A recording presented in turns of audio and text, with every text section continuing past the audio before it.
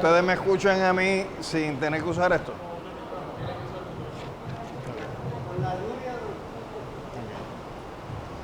Bueno, pues mi nombre es Alejandro Torres Rivera. Yo creo que más de la mitad de los compañeros y compañeras que están aquí nos habíamos tropezado en algunas cosas en la vida.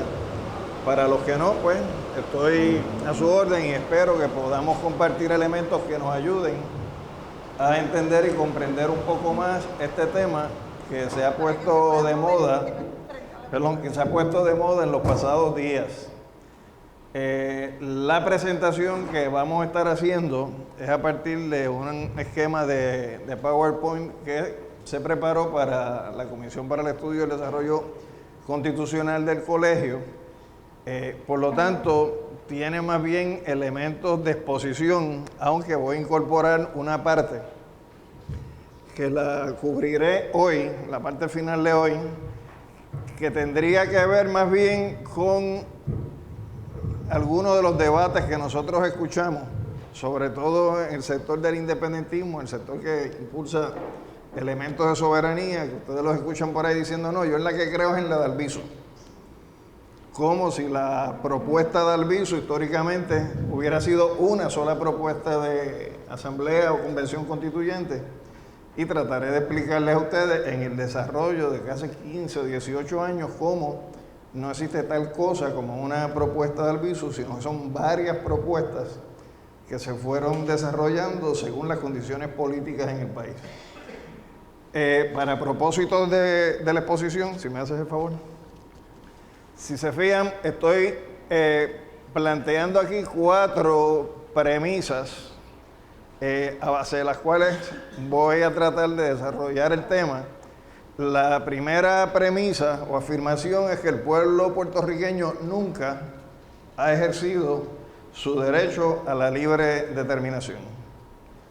La segunda va a ir dirigida a sostener por qué el proceso político que se desarrolló entre el año 1951 a 1952 en Puerto Rico no fue un proceso constituyente, aunque sí tuvo las características de proceso constitucional, mediante el mecanismo de elección de delegados para llevar a cabo un proceso que pariera una constitución para organizar la situación de la vida política interna en Puerto Rico. La tercera premisa que voy a tratar de fundamentarles es que no es correcto, no es cierto que a partir de la adopción de la Constitución del año 1952, el pueblo puertorriqueño hubiera hecho un ejercicio legítimo de su derecho a la libre determinación, como lo establece la resolución 748 de la 8ª sesión de la Organización de las Naciones Unidas. Y además, pues voy a compartir con ustedes unos elementos de una resolución que se adoptó también por la ONU en el año 1970 y que es la que ha estado utilizando el sector más conservador dentro de la Junta de Gobierno del Partido Popular para plantear que un proceso similar al que se dio en el 52 también estaría legitimado bajo un ELA con algún tipo de reforma política. Y voy a compartir los elementos específicos de esa resolución para tratar de hacer un esfuerzo de explicarles por qué esa premisa es tan sólida como un andamio construido en el aire. La cuarta premisa que vamos a estar discutiendo es en sí cuál es la propuesta del Colegio de Abogados sobre la convocatoria a una Asamblea Constitucional de Estatus. Y claro está, en el proceso se va a abrir el espacio para poder compartir con ustedes otras propuestas que le han llamado Asamblea Constitucional de Estatus, pero que no es la propuesta que está presentando el colegio, y algunas de las diferencias esenciales y básicas con cualquier otro tipo de propuesta que ustedes puedan estar escuchando en los próximos días, en los debates que yo sé que se van a estar generando en el país. Esa cuarta premisa no la vamos a discutir hoy.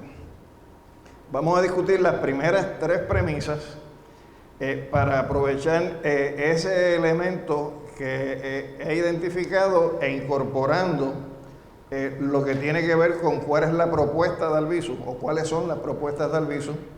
Y entonces dejaremos la mayor parte del espacio posible para las preguntas que tienen que ver propiamente con la propuesta del colegio sobre convocatoria a una asamblea de estatus para la próxima semana, donde tendremos más espacio. Así que para fines de poder hacer un ejercicio más racional del tiempo, que yo sé que para ustedes esto no es fácil estar aquí a esta hora, pues todas esas preguntas que tienen que ver con la cuarta premisa las vamos a ir anotando, las que puedan surgir en la discusión que tengamos hoy, pero no se van a plantear hoy, las vamos a plantear la próxima semana, adelantándoles que yo separé el tiempo hasta que ustedes quieran. O sea, no tengo como tal complicación de quedarme el tiempo que ustedes necesiten para discutir estas cosas. Así que si tenemos eso claro, pues entonces lo primero que quiero dejar sentado es que si vamos al registro histórico, nosotros hemos tenido, por lo menos a partir del año 1899, posiblemente desde el 98, con la fundación de la Liga de Patriotas por parte de Hostos, en el momento en que se está disolviendo la sección de Puerto Rico del Partido Revolucionario Cubano, un elemento de propuesta que tiene la base material de lo que históricamente se ha ido desarrollando como el método de asamblea para hacer valer la personalidad y los derechos del pueblo puertorriqueño. Y a partir de Hostos vamos a encontrar, históricamente hablando, que hay una formulación de propuesta que retoma de Diego en la primera década del siglo XX y que la formaliza ya más propiamente en su etapa final de vida, que también más adelante la retoma Albizu y tendremos los elementos específicos de esas propuestas, en plural, de Albizu. Más adelante vamos a también ver el método expresado en una propuesta concreta que formula Muñoz Marín en el periodo de la Segunda Guerra Mundial, de que si al final de la Guerra Mundial no se le permitía a Puerto Rico poder hacer su propia constitución, pues se iba a convocar a una asamblea constituyente del pueblo puertorriqueño para llevarla a cabo. Y por ahí vamos a encontrar pues lo que parió el proceso del 51 al 52 a partir de la ley 600 de 1950 y distintas cosas que se han ido planteando en Puerto Rico que se asemejan al método de asamblea, pero no necesariamente es ni la asamblea constitucional que se formula por el colegio hoy, ni mucho menos una asamblea constituyente. Utilizo esa cita de Hostos porque es una cita que se formula por parte de él comenzando el siglo XX. Y si se fijan en la cita hay una formulación de lo que es el derecho positivo, de lo que es el derecho natural, de que ningún estado político, a través de la fuerza o por el ejercicio de poder o por su propia voluntad, tiene ni el derecho ni la capacidad de imponerle a otro pueblo un elemento que la considera era un elemento de vergüenza, como sería llevada a cabo una anexión a través de la violencia de las armas. Y ciertamente para Hostos no hay un régimen de derecho válido que pueda legitimarse en forma alguna a partir del ejercicio del derecho de conquista y del derecho de guerra. Y eso es importante que lo tengamos presente porque nosotros nos acostumbramos a las cosas. Y como nos acostumbramos a las cosas, ya aceptamos con toda naturalidad la legitimidad de gobiernos sucesivos en esta colonia, cuando son gobiernos sucesivos a través de 113 años que se han montado en lo que es un ejercicio de conquista y en una imposición de formas de gobierno por parte de un poder interventor que, aunque nosotros no los veamos con los tanques en la calle, no por eso quiere decir que no siguen ejerciendo esa fuerza de poder militar en Puerto Rico. Vamos a la primera premisa. La primera premisa, repito, es que el pueblo puertorriqueño nunca ha ejercido su derecho a la libre determinación y lo primero que tendríamos que sacar dentro de ese recuento histórico Es la Carta Autonómica del 28 de noviembre de 1897, donde en el artículo 2 de lo que se llaman los artículos adicionales se establecería que esa carta aprobada mediante acuerdo o mediante determinación del Parlamento, de las Cortes Españolas, encabezado por su soberana regente, pues no podría modificarse si no era en virtud de una ley que se generara y fuera hecha a petición del Parlamento insular que se creaba.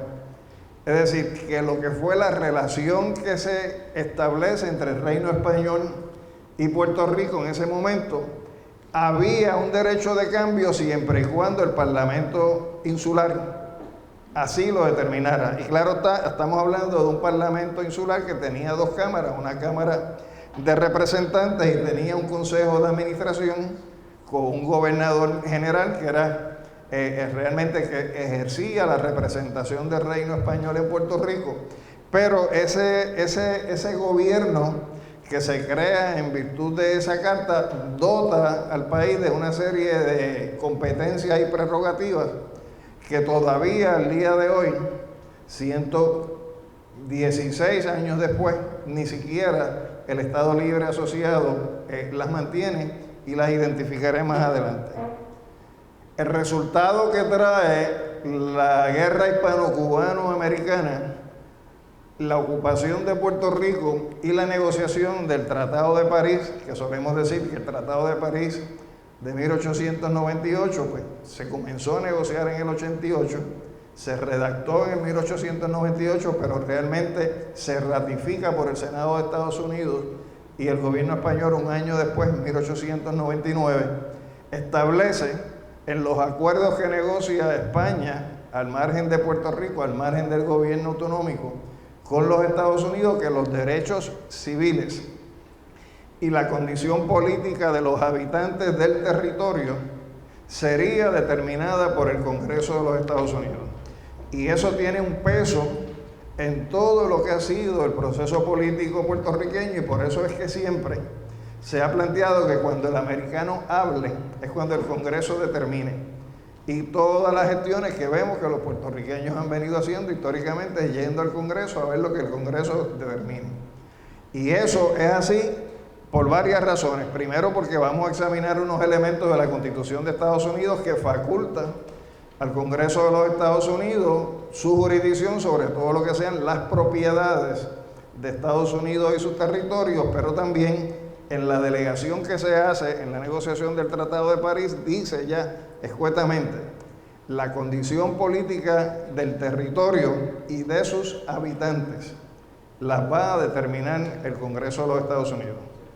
Adelanto que a lo largo de la historia de los pasados 113 años, los únicos cambios fundamentales que se puedan haber dado, no porque fueron grandes, sino porque fueron los cambios en ese proceso histórico, entiéndase el cambio de un gobierno militar a un gobierno civil en 1900, el cambio de la ley Foraker en 1900 a la ley Jones en el 1917, la propia ley 600 que aprueba el Congreso de los Estados Unidos y el proceso constitucional que se habilita, si bien está predicado en legislación del Congreso, conforme a lo que establece el Tratado de París, conforme a lo que establece la Constitución de los Estados Unidos, solamente se ha dado cuando se han alineado los planetas, a juicio mío, desde el punto de vista de una política pública que siempre ha contado con la presencia y la determinación del Ejecutivo.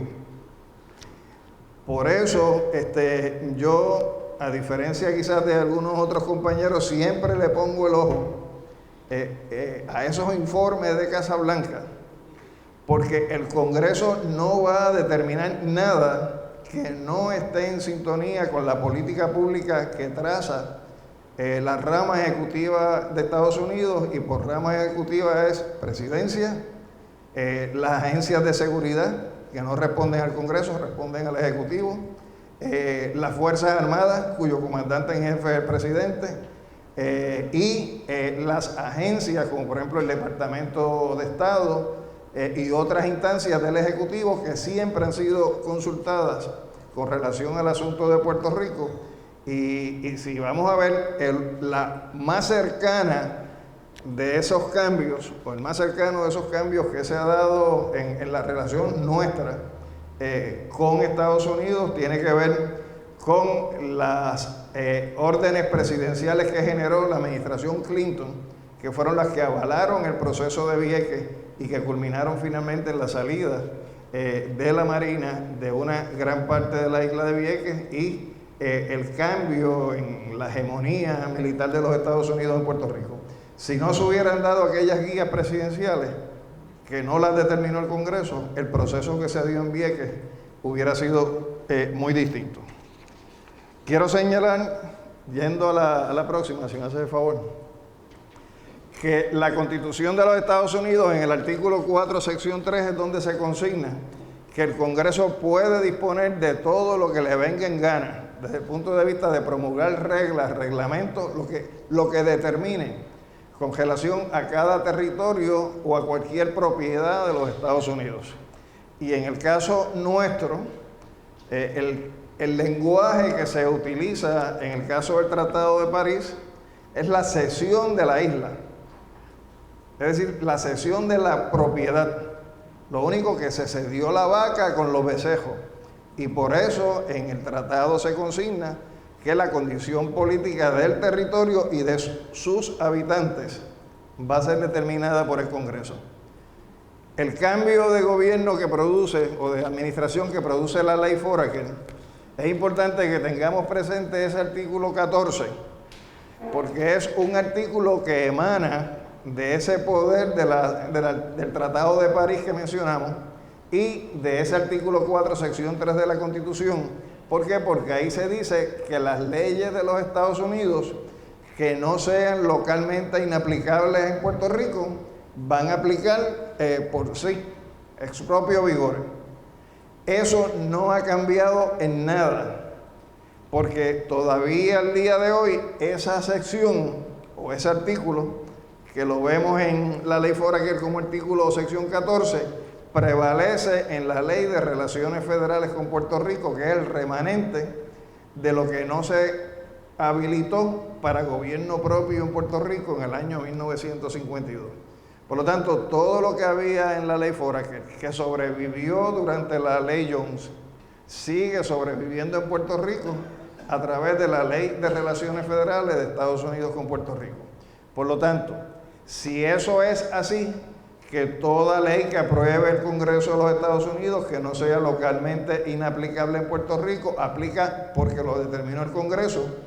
Quiere decir que el poder del soberano en este país siempre ha residido en el mismo lugar, que es en el Congreso de los Estados Unidos, conforme a las disposiciones del Tratado de París y conforme a ese artículo 4, sección 3, que es lo que conocemos hoy en la jerga de la comunicación entre nosotros como la cláusula territorial de los Estados Unidos.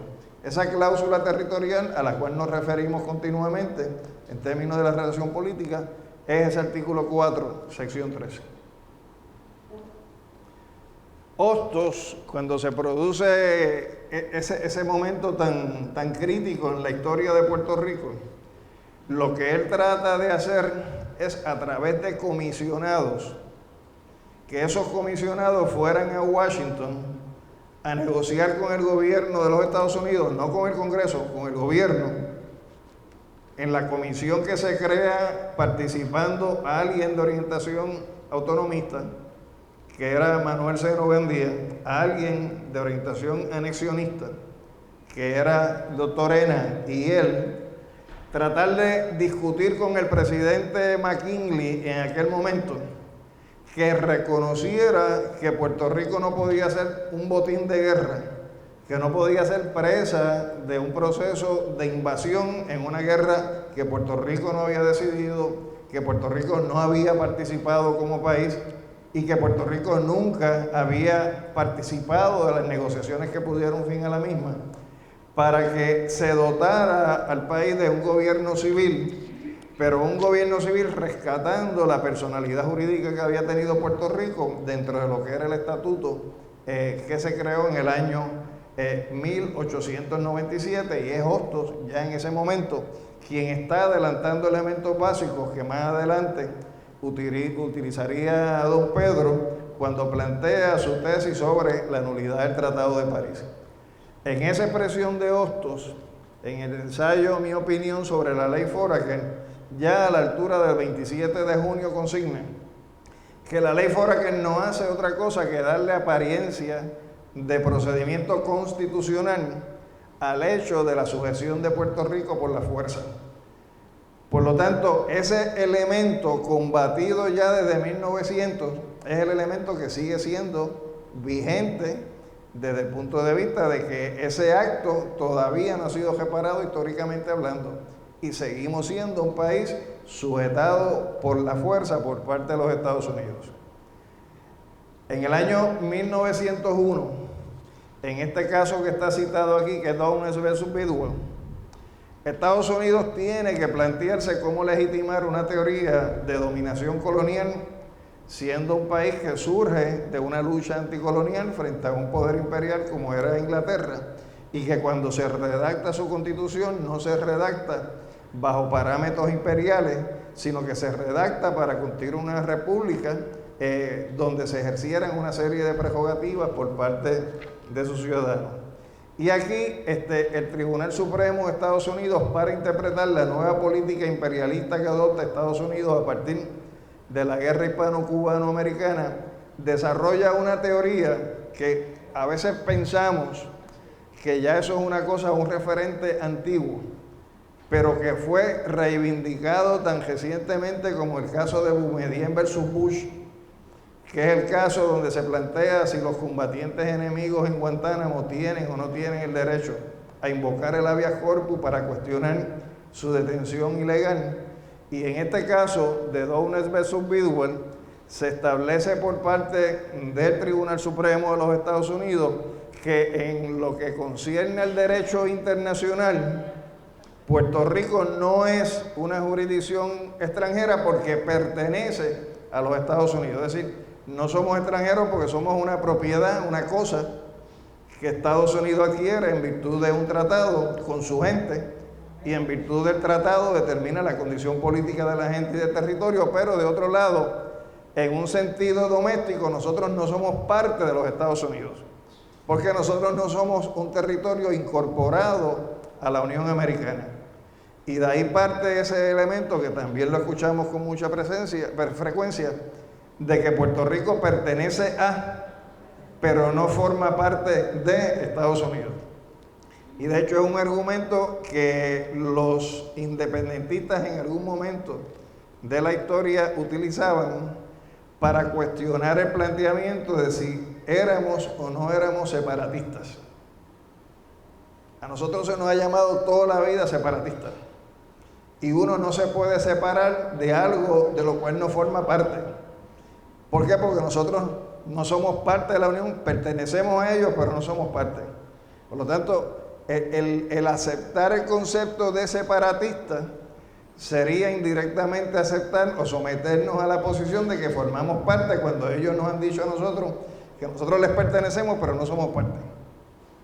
Entonces, ese planteamiento en el caso de Boumediene versus Bush, para que ustedes vean cómo los tribunales no son fáciles inventando conceptos, en términos de si había o no había el derecho de esos combatientes enemigos a solicitar el habeas corpus para atender si eran prisioneros ilegales o detenidos ilegales en Guantánamo, el Tribunal Supremo utiliza esos casos para decir que bajo la doctrina que se elabora un siglo antes, pues existen distintos tipos de soberanía. Y dice que en el caso de Cuba, la soberanía de jure de la base de Guantánamo es de Cuba, bajo la teoría de que existe un contrato de arrendamiento de la base. Pero dice, pero la soberanía de facto es nuestra porque nosotros somos los que mandamos en ese territorio. Y como mandamos en ese territorio, podrían tener acceso a cuestionar la detención una vez se les ha considerado combatientes enemigos por parte de los tribunales militares que ahí se establecen. Bajo esa teoría de la soberanía de facto, se ejerce también la soberanía, entre comillas, de los Estados Unidos sobre Puerto Rico. ¿Por qué? Porque nosotros, además de que somos gente, somos cosas, somos propiedad, le pertenecemos a, no formamos parte de. Y en ese sentido es un elemento que en el análisis que nosotros hagamos sobre nuestra realidad debemos tener presente. En la ley Jones del año 17, del 2 de marzo, pues aquel artículo 14 que mencionamos de la ley Foraker pasa a formar parte como artículo 9, estableciendo exactamente lo mismo. Toda aquella ley del Congreso de los Estados Unidos que no sea localmente inaplicable, aplica de jure en Puerto Rico. Por lo tanto, tenemos un cambio de ley habilitadora. Primero tuvimos un cambio de gobierno militar, gobierno civil, un cambio de gobierno civil con otra ley que incorpora el elemento de la ciudadanía, pero desde el punto de vista de la realidad y de la relación jurídica entre ellos y nosotros, sigue siendo la misma. En el año 1950, producto de cosas que se venían desarrollando en el país, el Congreso de los Estados Unidos decide aprobar la Ley 600, y esa Ley 600 parte de tres premisas que es importante tenerlas presentes. Y lo dice así la Ley 600. Primero, que el Congreso de Estados Unidos, mediante una serie de acciones legislativas, y claro, las acciones legislativas son la Ley Foraker y la Ley Jones, había ido autorizando el ejercicio del sufragio universal en Puerto Rico, había ido dando elementos de poder civil en Puerto Rico, se había aprobado mediante la Ley 362, la ley para poder escoger un gobernador puertorriqueño, que fue el proceso que le habilitó a Piñero ser el primer gobernador en Puerto Rico, y bajo esa premisa ellos dicen, hemos ido reconociendo de manera progresiva el derecho del pueblo puertorriqueño a tener un gobierno propio. No dice soberanía, un gobierno propio. Segunda premisa, establece que el gobierno de Estados Unidos reconoce lo que es el principio de gobierno por consentimiento de los gobernados. Algo que no se produce en la historia de nuestro país, sino hasta que se da la etapa mediante la cual se puede elegir a un gobernador puertorriqueño, porque hasta ese momento los gobernadores también eran impuestos por los Estados Unidos. Y entonces señala que se aprueba la ley, pero dice con carácter de convenio, no se habla de tratado. ¿Por qué? Porque los tratados se hacen entre entes soberanos, sino a base de convenio, para que entonces nosotros organicemos un gobierno basado en una constitución. Fíjense que no se está diciendo para que los puertorriqueños organicen un estado político y a base de organizar ese estado político determinen ellos cómo ellos quieren gobernarse. Convenio, para efecto de este tipo de relación, se define como un acuerdo, una coincidencia de voluntades, una promesa de mutuo comportamiento según lo pactado, pero claro, su efectividad, es decir, dura mientras las partes estén de acuerdo. El día que una de las partes no quiera seguir en ese tipo de relación, no tiene ninguna obligación, a diferencia de un tratado que una vez ratificado, o establece cómo se puede derogar el tratado, o sencillamente, como es un pacto entre soberanos, la premisa es que debe respetarse porque es un elemento vinculante. En el artículo 3 de esa ley 600, es el Congreso de los Estados Unidos, como el ente soberano, el que determina cómo nosotros tenemos que redactar la Constitución, y establece que una vez nosotros redactemos esa Constitución no puede entrar en vigor si primero el presidente de Estados Unidos no la revisa y encuentra que está hecha conforme a los intereses de la Constitución y del gobierno de los Estados Unidos.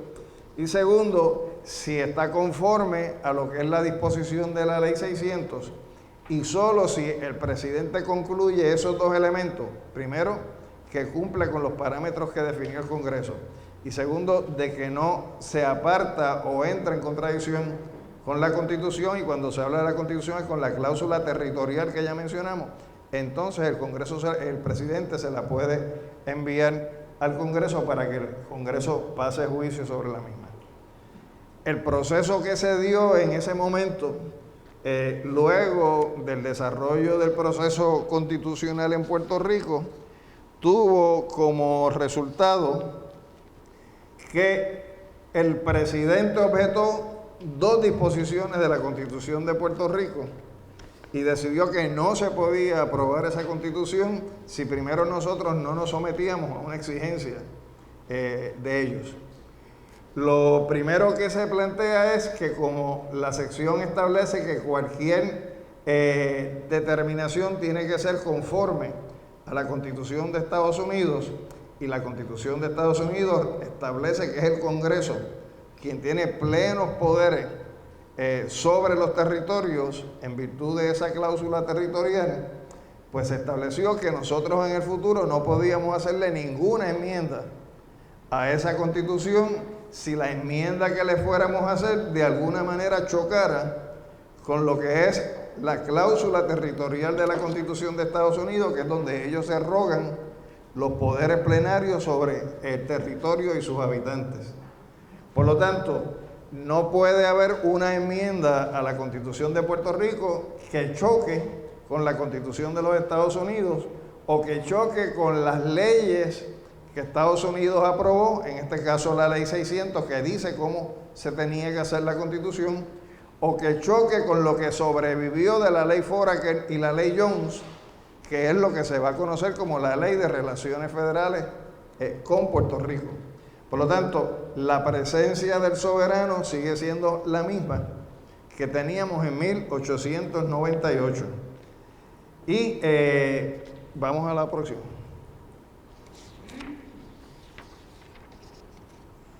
Yo les voy a leer unas disposiciones. Ahí tengo que ponerme los espejuelos, porque no están ahí en la presentación.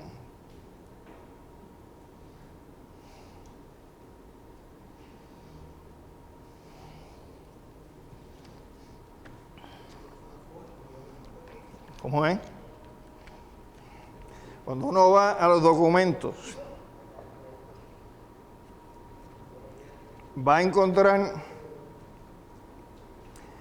que en el texto, y eso tiene que ver con las cosas que ustedes estuvieron anotando en los papeles, del artículo 2 de la Ley 600 dice: al aprobarse esta ley por una mayoría de los electores que participen en dicho referéndum, en referencia al proceso que ocurriría, la Asamblea Legislativa de Puerto Rico queda autorizada, es decir, es una delegación de poder que da el Congreso, para convocar a una convención constitucional que redacte una constitución.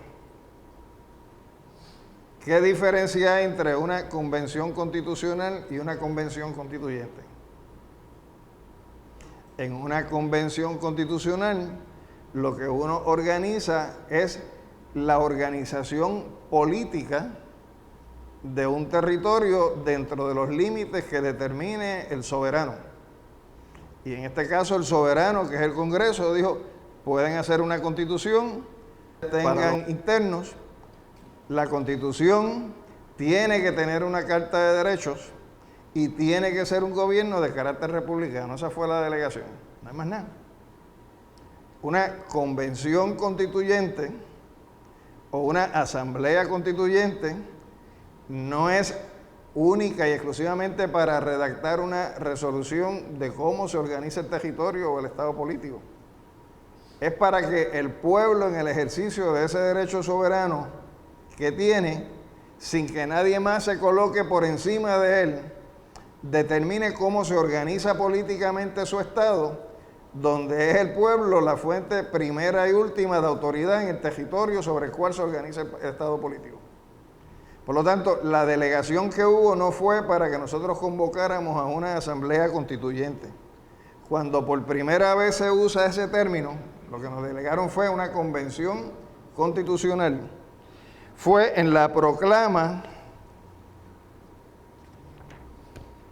que se hace el 27 de agosto de 1951 por Muñoz Marín, donde dice: el lunes 27 de agosto de 1951 se celebrará en Puerto Rico la elección de los miembros a la Convención Constituyente.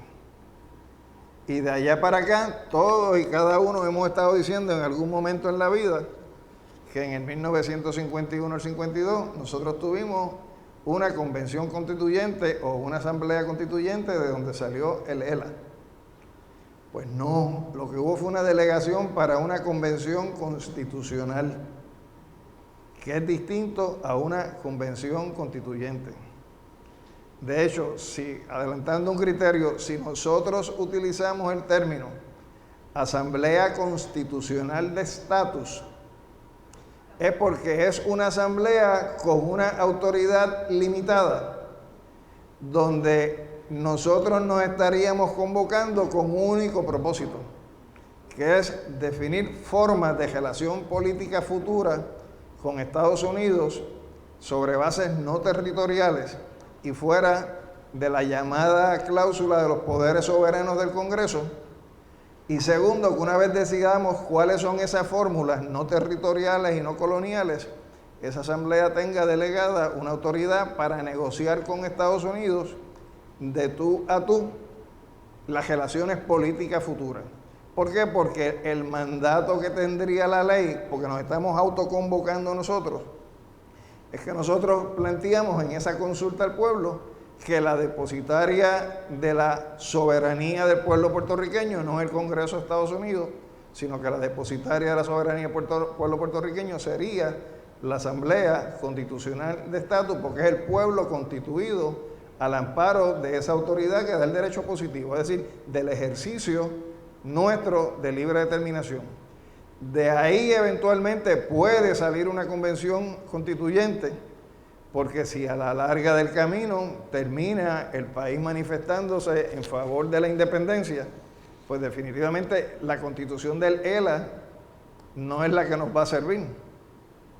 Si el país determinara terminar dentro de un ejercicio de libre asociación, tiene que haber un tratado entre dos estados soberanos y la constitución del ELA no es la que nos va a servir de camisa. A lo sumo, si el país decidiera por la integración de Puerto Rico como un estado más dentro de la federación, pues a lo mejor la constitución sirve, pero primero tiene que pasar un filtro. Y ese filtro es si el concepto de integración que reconoce el derecho internacional, que es la unión dentro de un estado político de dos estados soberanos, es sinónimo o no es sinónimo de estadidad.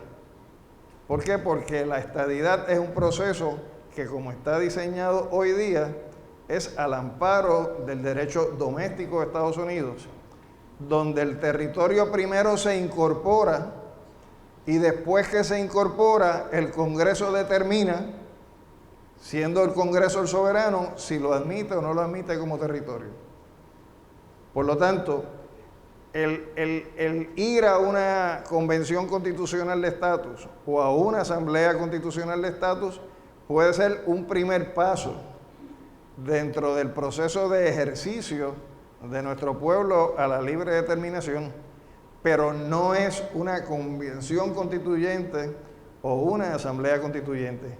Incluso compañeros del independentismo y de otras organizaciones nos pasamos hablando de la constituyente, no de la asamblea constituyente, cuando lo que está planteado no es una asamblea constituyente, que es una asamblea constitucional de estatus. Y ese cambio, después en la próxima clase quizás entramos en elementos históricos más concretos, pero quien alertó del término a la comisión fue una conversación que hubo entre Trías Monge, ya como juez retirado, y Noel, donde Trías Monge le advirtió a Noel que el uso del término de convención constituyente asustaba a los americanos. ¿Por qué? Porque ellos empezaron con el Congreso Continental, que no era para pedir la independencia, ni era para romper con Inglaterra buscando arreglos, pero que esa experiencia de lo que históricamente representa el ejercicio del poder constituyente para los Estados Unidos, ellos tienen claro que es eso. Y por eso en la Ley 600 lo que redactaron no fue convención constituyente, sino convención constitucional.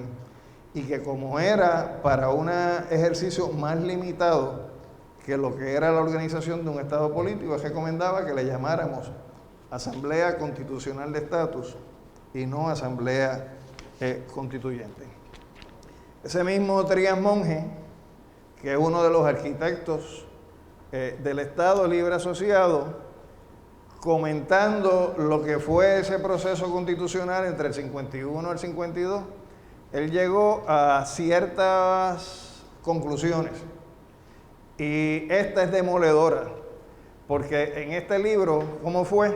En sus memorias, él dice que los tres componentes básicos a los cuales aspiraba ese proceso era, número uno, que representara un avance de gobierno propio a través del reconocimiento del derecho nuestro a establecer nuestra Constitución. Segundo, que estableciera el principio de las relaciones futuras entre Puerto Rico y Estados Unidos a base de un consentimiento mutuo.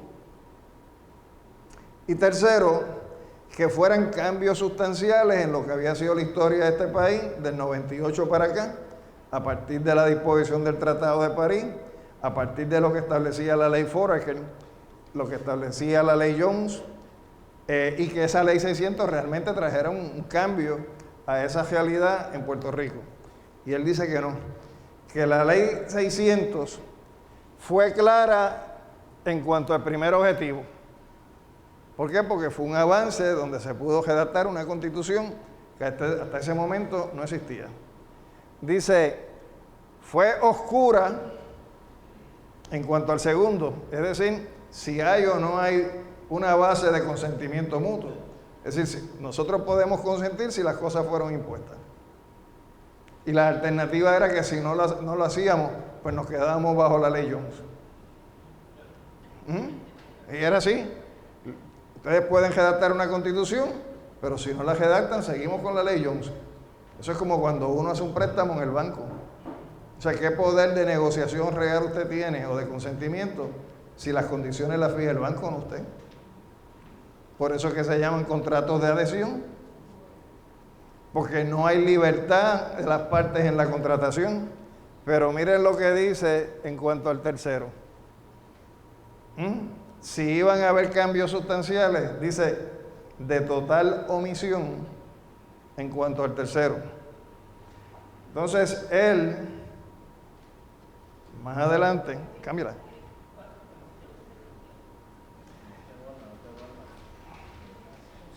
Ya hablando de lo que sería la segunda premisa, de si ese proceso que se desarrolló del 51 al 52 realmente fue un proceso constitucional o realmente si hubo ¿qué?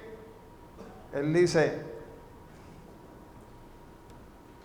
el poder, o no, esto lo dice otra persona, el poder constituyente del pueblo, eso lo dice un compañero abogado, se concibe como un poder que es absoluto, un poder que no tiene ataduras, no tiene sujeciones de otra naturaleza que no sea aquella que determine el pueblo en su propio ejercicio. Ejemplo, la independencia de Venezuela fue en el siglo XIX, ¿verdad? La de Bolivia fue en el siglo XIX, la de Ecuador fue en el siglo XIX, y existían como un estado político. Sin embargo, las grandes transformaciones que se han dado en estos países es a partir de la convocatoria del pueblo a una constituyente. ¿Con qué propósito?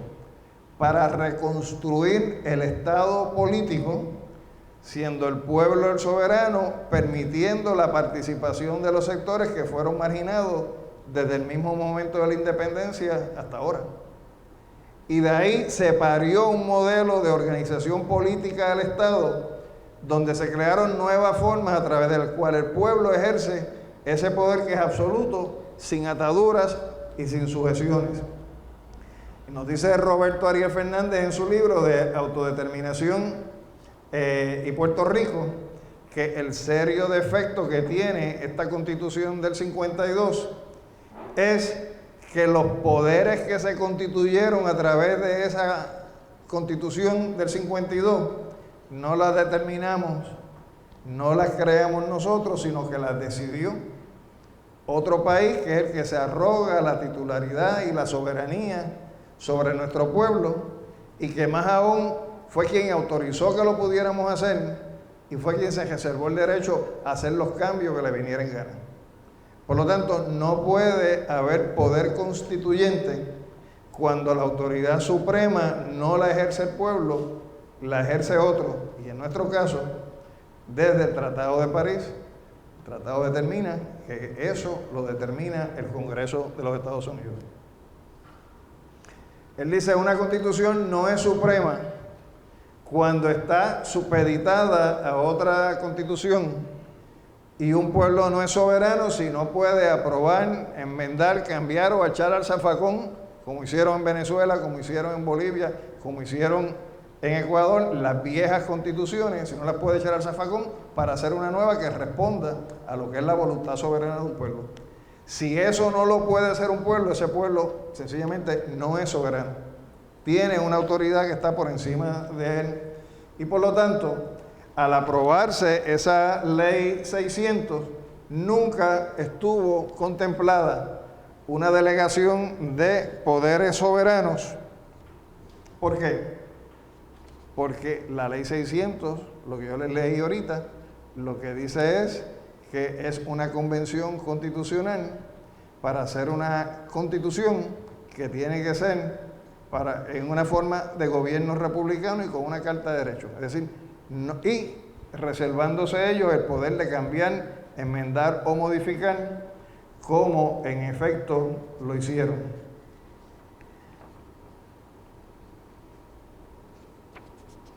Trias Monge, vamos a la próxima. Dice que por lo menos hay 12 razones, que estamos hablando de uno de los padres de la criatura. 12 razones que indican que sigue habiendo una condición colonial en Puerto Rico. Dice, las leyes de Estados Unidos se aplican sin su participación o consentimiento. Eso está así desde el artículo 14 de la ley Foraker. Toda ley que apruebe el Congreso que no sea localmente inaplicable, aplica en Puerto Rico. Sobre eso nosotros no tenemos nada que decir. Segundo, las leyes de Estados Unidos en Puerto Rico tienen rango superior a la Constitución de este país. Y en caso de que haya algún conflicto, prevalece la de Estados Unidos y no la de Puerto Rico. Él dice, eso ocurre también en las constituciones de los estados, pero al menos en el caso de los estados, ellos tienen gente que participan del Congreso y tienen un poder de votar las leyes de los Estados Unidos. En el caso de Puerto Rico, lo que tenemos es un comisionado residente que puede tener la voz, que vota en comité, pero no tiene ninguna facultad delegada para votar en la aprobación de leyes en los Estados Unidos. Dice, el presidente y sus delegados pueden negociar tratados y tomar otras acciones que afecten a Puerto Rico sin participación ni consentimiento. Bajo la ley, la Carta Autonómica, y vuelvo a los espejuelos,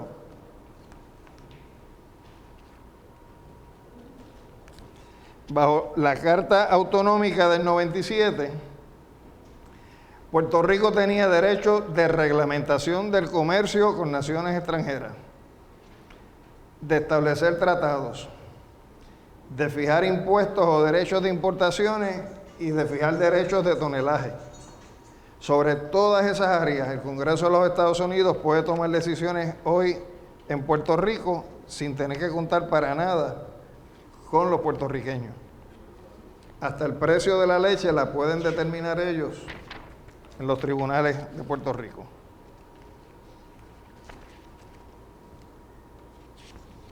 A la otra. Dice, en virtud de esa concesión unilateral del Congreso de Jurisdicción de Diversidad de Ciudadanía, la Corte Federal aquí puede resolver asuntos que no pueden resolver los tribunales de Puerto Rico. Y él dice, en Filipinas, que pasa igual que Puerto Rico en virtud del Tratado de París a los Estados Unidos, nunca, hasta que vino a la independencia filipina, hubo una Corte Federal. Por lo tanto, o sea, no hay nada que diga que porque sea esto un territorio no incorporado de los Estados Unidos, tenga que haber una Corte Federal. Aquí la hay porque la Corte Federal es lo que sustituyó el Tribunal Militar que se estableció en los primeros 2 años. Y su única función aquí ha sido ser el garante de la subordinación política de Puerto Rico a los Estados Unidos. Dice Triasmonde, no existe igualdad ni comparabilidad de derechos entre los ciudadanos de Estados Unidos que residen en Puerto Rico y los residentes en los estados de la Unión. En Puerto Rico hay diferencias que van hasta desde el punto de vista de los derechos de salud. Ahora mismo se está debatiendo eso. O sea, un ciudadano puertorriqueño que es ciudadano de los Estados Unidos tiene menos derechos que lo que tendría ese mismo ciudadano de Puerto Rico si estuviera viviendo en Nueva York. Y no cambió de ciudadanía. Lo que determina el cambio de los derechos es que ese ciudadano americano está residiendo en un territorio o posesión que se llama Puerto Rico. Dice, el gobierno de Estados Unidos sostiene que la soberanía sobre Puerto Rico le pertenece a los Estados Unidos y no al pueblo de Puerto Rico. Eso todos los días, hasta los funcionarios de las agencias administrativas del gobierno federal le dicen, no, esto es federal. Esto es federal. El Congreso de Estados Unidos asume que puede ejercer poder plenario sobre Puerto Rico bajo la cláusula territorial de la Constitución. No es que lo asuma, es que la redacción es tan arcaica que lo dice. El Congreso de los Estados Unidos es quien determina todo lo que tiene que ver con las posesiones y territorios. Y un tratado que se negoció con España dice, desde 1898, que la situación política del territorio y sus habitantes la va a determinar el Congreso de los Estados Unidos. Dice, tanto el Congreso como la rama ejecutiva del gobierno de Estados Unidos actúan como si no existiera pacto. ¿Cuántas veces no hemos escuchado decir por parte de los miembros del Partido Popular que existe un pacto o un convenio en carácter de pacto, que es como dice la Constitución? Y es lo que dice, es que en la rama ejecutiva de Estados Unidos eso ni le va ni le viene. O sea, no se respeta que exista pacto y los funcionarios dicen que no es posible ningún pacto donde lo que sean los poderes soberanos de Estados Unidos queden supeditados a un poder político de Puerto Rico. Dice, aun si se sostuviera finalmente que las relaciones entre Puerto Rico y Estados Unidos se fundan en un pacto irrevocable, excepto por mutuo acuerdo, el consentimiento que nosotros le prestamos, o sea, asumiendo esa premisa, que le prestamos en el 51 con esa Constitución, fue demasiado amplio. ¿Y por qué es demasiado amplio? Porque seguimos arrastrando que toda ley que apruebe el Congreso de los Estados Unidos, que no sea localmente inaplicable, sigue aplicando en Puerto Rico. Indica, no se puede consentir, por ejemplo, que las leyes de un país, las pasadas y las futuras, que es lo que dice ese artículo 14 de la ley Foraker, que estuvo en la Jones y que sigue estando en la Ley de Relaciones Federales con Puerto Rico, pueda gobernar un país y a la misma vez uno afirmar que hay un estatus de libertad. Porque ¿qué libertad tengo yo para rechazar la aplicación de esas leyes? Por eso, dice Trías Monge, desde la creación del ELA, se ha intentado convertir el consentimiento genérico prestado por un consentimiento específico. ¿Qué fue lo que dijo Alejandro García Padilla? Cuando recientemente en las vistas le preguntamos qué era el ELA mejorado. Le dijo eso, que no apliquen todas las leyes y que no puede haber un consentimiento genérico, que sea un consentimiento específico. ¿Y de dónde él saca eso? De un trabajo que hizo Hernández Colón en la década de los 80, donde hablaba que lo que había era un déficit de democracia y que lo único que había que cambiar en Puerto Rico, en términos del desarrollo del Estado Libre Asociado, era convertir el consentimiento genérico en uno específico. Pero entonces cuando uno examina todo lo que vamos a consentir específicamente, pues no hay, cuando lo examinen, no hay ningún cambio. Siguen con el correo, siguen con las aduanas, siguen con la inmigración, siguen con los tratados, lo único que nos dan participación en la delegación de ellos, siguen con, o sea, a la larga, o sea, no cambia en nada. Lo único que, por consentimiento propio, seguimos con la misma relación, aunque se llame un ELA mejorado. Vamos a la otra.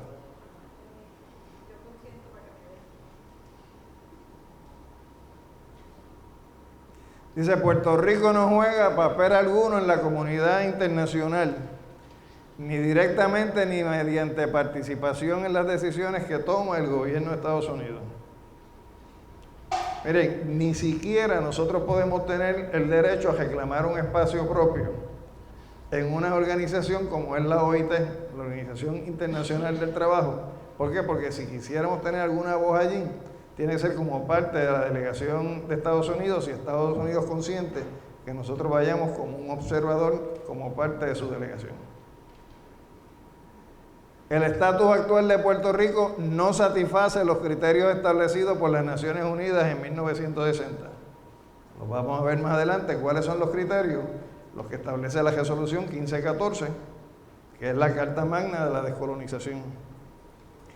Y dice, no se conoce situación alguna en que un pueblo ejerza sobre otro poderes tan vastos como los que Estados Unidos ejerce sobre Puerto Rico y que aún así se sostenga que la relación que existe no sea de carácter colonial.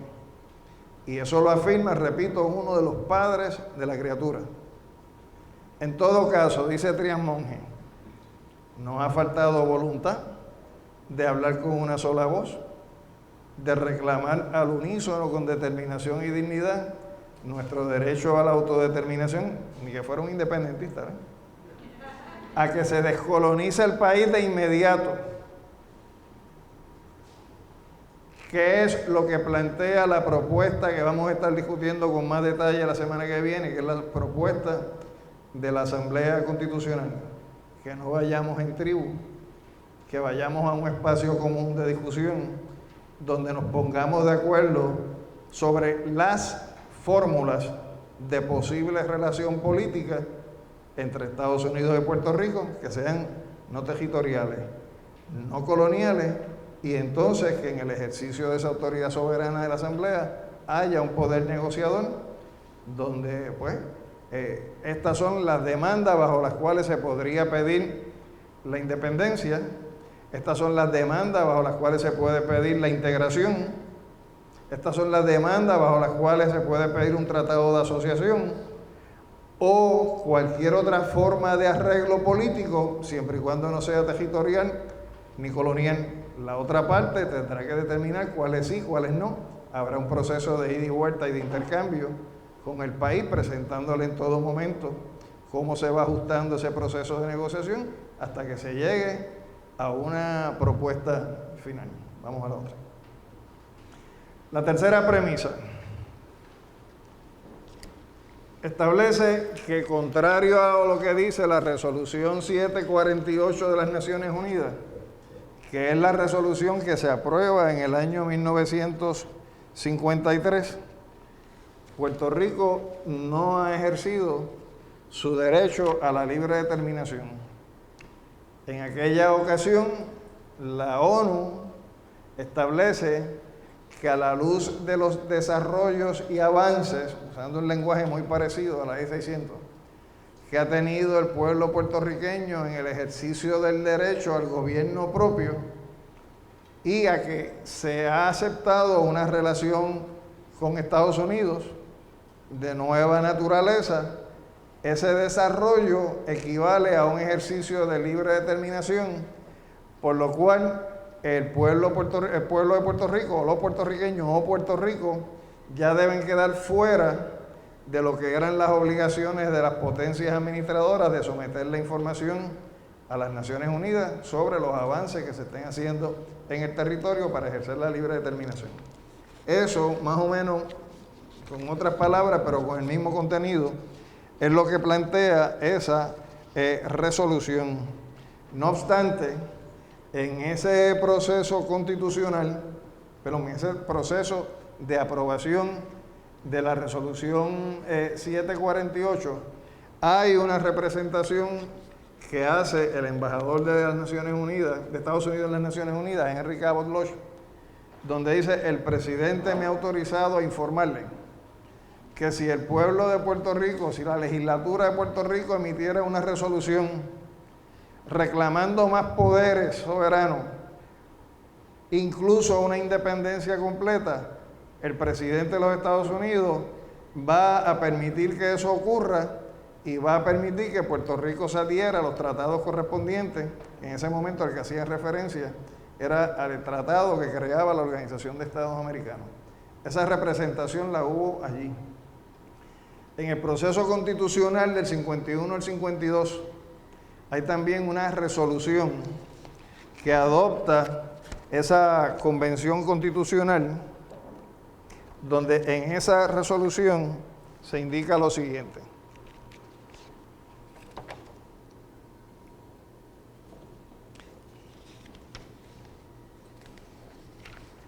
es la resolución 23, que se conoce como las declaraciones finales de la Convención Constituyente, y dice, en el inciso E: el pueblo de Puerto Rico retiene el derecho de proponer y aceptar modificaciones en los términos de sus relaciones con los Estados Unidos de América, de modo que éstas en todo tiempo sean la expresión de acuerdo libremente concertado entre el pueblo de Puerto Rico y Estados Unidos. Es decir, en la Constitución quedó plasmado de que el ELA no era un estatus permanente de relación con los Estados Unidos, y que siempre que se pudiera plantear el deseo de mejorar esa relación, nosotros podríamos hacerlo, y la representación que hizo el embajador de Estados Unidos ante la ONU en el proceso de la aprobación de la 753 va parejo con esa expresión.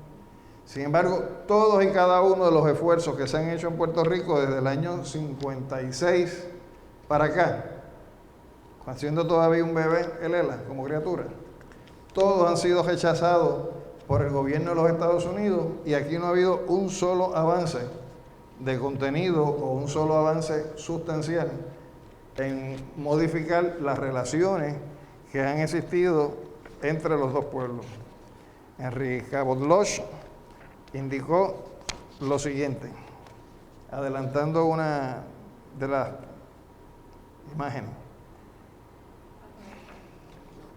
estoy autorizado a decir a nombre del presidente de Estados Unidos que si en algún momento la Asamblea Legislativa de Puerto Rico adopta una resolución en favor de una independencia más completa o aún absoluta, él recomendará al Congreso que otorgue esa independencia. El presidente también desea que les diga, en ese caso, él vería con buenos ojos que Puerto Rico se adhiera al Tratado de Río de Janeiro y a la Carta de las Naciones Unidas. El párrafo 9 de la resolución 748 dice: expresa la seguridad de que conforme al espíritu de la presente resolución y a los ideales de la Carta de las Naciones Unidas, a las tradiciones del pueblo de Estados Unidos de América y al adelanto político alcanzado por el pueblo de Puerto Rico, se tomará debidamente en cuenta la voluntad de los pueblos de Puerto Rico y de Estados Unidos de América tanto en el desarrollo de sus relaciones conforme a su estatus jurídico actual, como en la eventualidad de que cualquiera de las partes de la asociación concertada de común acuerdo desee modificar los términos de esta asociación. Esa representación que se hace en las Naciones Unidas en la 748, esa disposición de la resolución 23 de la Convención Constitucional del 51 al 52 y esas representaciones que hace el embajador de Estados Unidos ante la Asamblea General en el proceso de aprobar la 748, que son vinculantes desde el punto de vista del Estado que hace esa representación en un proceso de esta naturaleza, son parte del conjunto de elementos que tendrían que ser tomados en consideración en la eventualidad de que el pueblo nuestro votara en favor de una asamblea constitucional de estatus. ¿Por qué? Porque la propuesta sería para revisar las relaciones políticas entre Puerto Rico y Estados Unidos sobre bases no territoriales y no coloniales. Y un reclamo y una afirmación de esa naturaleza por parte de nuestro pueblo ya comprometería internacionalmente a Estados Unidos a tener que respetar las representaciones que se hicieron en el proceso de sacarnos a nosotros de la lista de territorios coloniales. Hasta ahora eso no se ha logrado, pero se plantea que ese paso de afirmación de ejercicio de autodeterminación del pueblo de Puerto Rico, si no fuera tomado en consideración por Estados Unidos y por la comunidad internacional, echa por la borda la resolución 748 y ciertamente la base jurídica en el derecho internacional al amparo del cual se haría esa afirmación, independientemente de la propuesta de Asamblea de Estatus, es la resolución 1514, que se conoce como la Carta Magna de la Descolonización, porque ahí dice que los pueblos tienen un derecho inalienable, es decir, que no se entrega de una generación a otra, a la libertad absoluta, al ejercicio de su soberanía y a la integridad de su territorio. Ahí plantea que la dominación extranjera es una denegación de un derecho humano fundamental y proclama el derecho de los pueblos al ejercicio de esa libre determinación, a establecer su condición política, le impone a las potencias administradoras de los territorios en fideicomiso no autónomos, pero también o que aún no han logrado su independencia, inmediatamente al traspaso de los poderes soberanos al territorio. ¿Y por qué esa frase es importante? Porque en la 748 determinaron que nosotros habíamos ejercido la libre determinación. Ya no se nos considera bajo la 748 un territorio no autónomo, pero la virtud de esa frase, que quien la siembra en la discusión de la 1514 fue Vicente Hegel Polanco, fue poner que esa 1514 la aplicaba también a los que aún no han logrado su independencia. Y es en virtud de esa frase, como desde el año 1970 se ha logrado acceso ante el Comité de Descolonizaciones Unidas, y al presente tenemos sobre 30 resoluciones de ese comité afirmando el derecho de Puerto Rico a su libre determinación e independencia, es decir, no se ha ejercido la libre determinación, ciertamente no se ha logrado la independencia, pero además en las últimas solicitando primero de la Asamblea General que vuelva a revisar esa decisión del 53. ¿Por qué? Porque después del 53, en el 60, hay un estado normativo de derecho distinto a nivel internacional. Y segundo, porque se le ha planteado a través de ese comité también que la forma idónea para que se puedan revisar esas relaciones entre dos pueblos es el método de la Asamblea Constitucional de Estatus. Desde que entró al grupo de dirección en el Partido Popular, y sobre todo José Alfredo Hernández Mayoral, en el grupo de estatus, se ha venido invocando la resolución 2625, que es del 24 de octubre del 70, ¿Por qué? Porque esa resolución tiene una expresión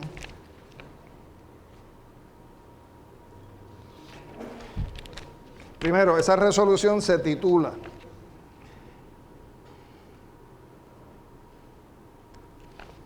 de la siguiente manera: Declaración relativa a los principios de derecho internacional referente a las relaciones de amistad y a la cooperación entre los estados de conformidad con la Carta de las Naciones Unidas. Esa resolución tiene un capítulo que se llama el principio de igualdad de derechos y de la libre determinación de los pueblos.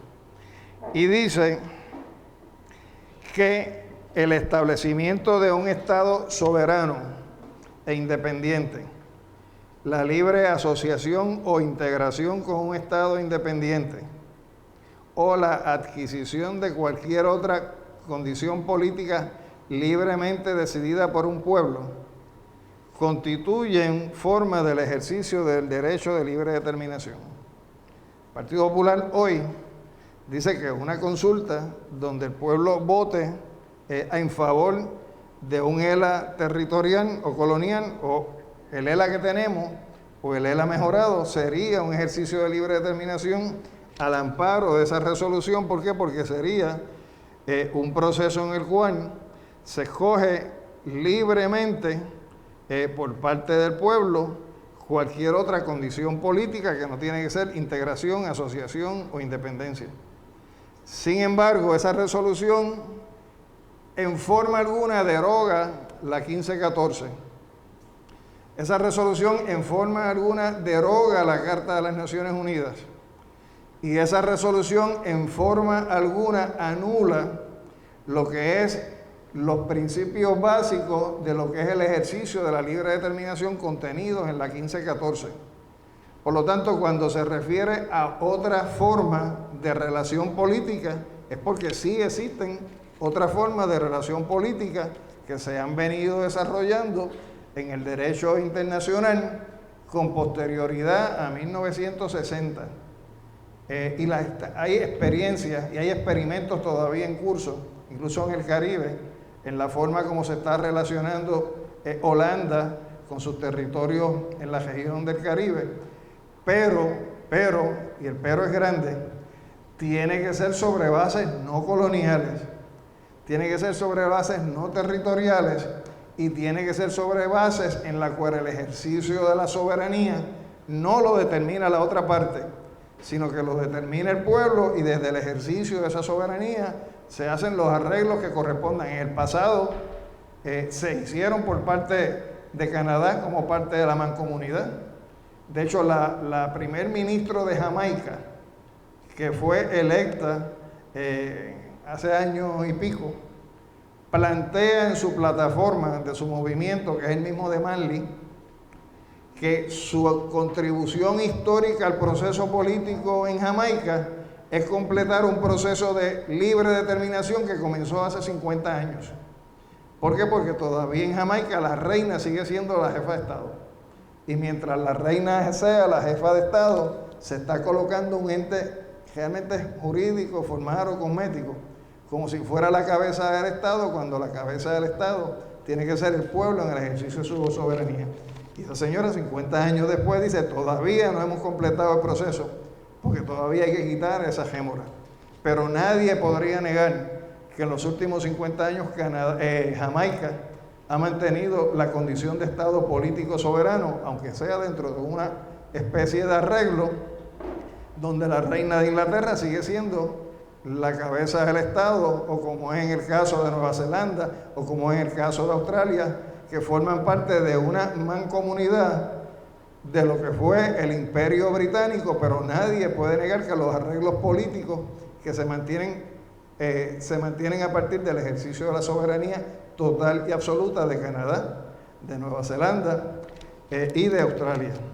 Por lo tanto, ese argumento de que un ELA mejorado, donde siga prevaleciendo la condición territorial, donde siga operando la cláusula territorial de la Constitución de Estados Unidos, donde siga esa rémora de lo que era el artículo 14 de la ley Foraker, de que todas las leyes que no sean localmente inaplicables aplican en Puerto Rico, eso desbanca cualquier posibilidad de que ese nuevo tipo de arreglo, que no sea asociación, integración o independencia, bajo la frase de otro tipo de arreglo, pueda incluir a ese ELA desarrollado. Finalmente, en términos de lo que les mencioné, de las propuestas de constituyentes de Albizu, les quiero señalar lo siguiente. El 31 de enero de 1923, Albizu propuso, y cito, la derogación de la Carta Orgánica vigente, que era en ese caso la Ley Jones, sustituyéndola por una constitución que establezca un gobierno responsable solo a nuestro pueblo. Es decir, el elemento de quién es el soberano estuvo planteado desde ese momento.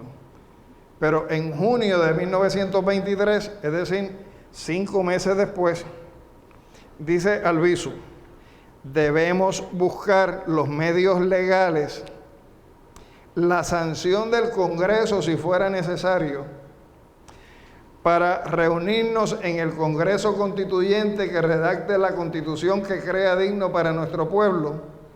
Tendremos poderes y seremos responsables. De esa manera terminará toda discusión respecto al estatus. Es decir, es un planteamiento que Albizu hace, pero lo hace planteando la vía legal, pero dice incluso la sanción del Congreso si fuera necesario.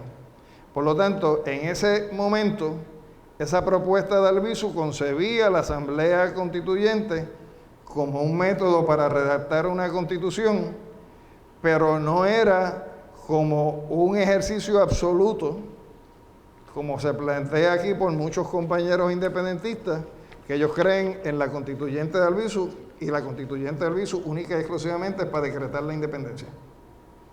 Dice el 12 de octubre de 1923, cito, Puerto Rico se constituya como entidad internacional. La Constitución para ese fin puede redactarla ahora una convención constituyente puertorriqueña que el Congreso americano tendrá que reconocer en principio por ser indiscutible nuestro derecho a tener un gobierno responsable solo a nosotros.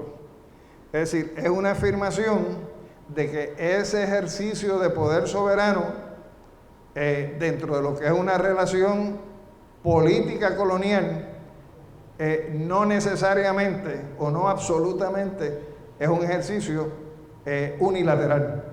Nosotros lo hacemos, pero hay otra parte.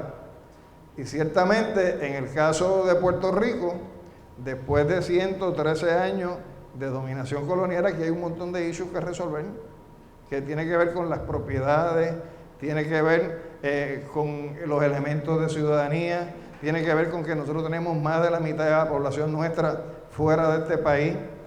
Hay que mantener una comunicación entre los dos sectores de la nacionalidad puertorriqueña y sobre todo, imagínense lo siguiente, si Cuba con 90 millas de distancia de la Florida tiene un problema de frontera, nosotros tenemos un problema más crónico y peor que Cuba, porque la frontera de nosotros con los Estados Unidos puede ser de 4 o 5 millas náuticas.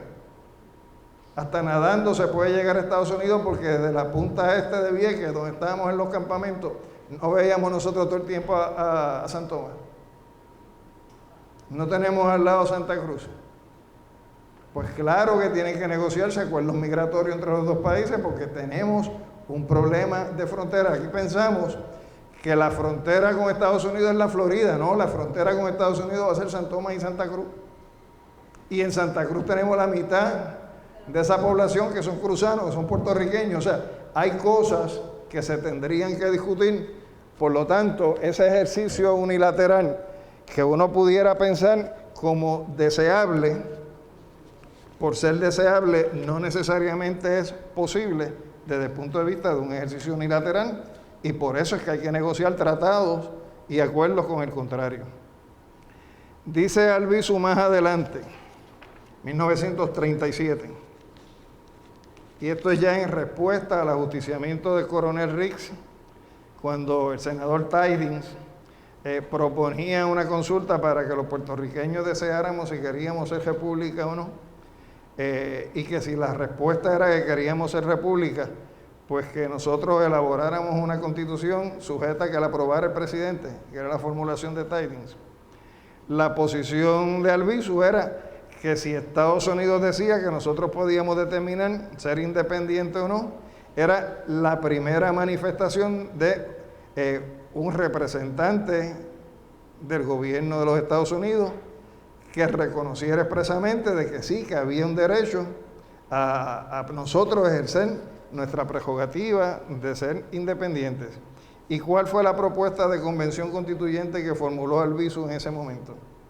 Dijo, una convención constituyente donde el pueblo de Puerto Rico se organice para que su personalidad jurídica, representada por mandatarios elegidos en una convención constituyente, se conviertan en plenipotenciarios para negociar de igual a igual con Estados Unidos los tratados correspondientes e incidentales a la retirada de sus Fuerzas Armadas del territorio nacional.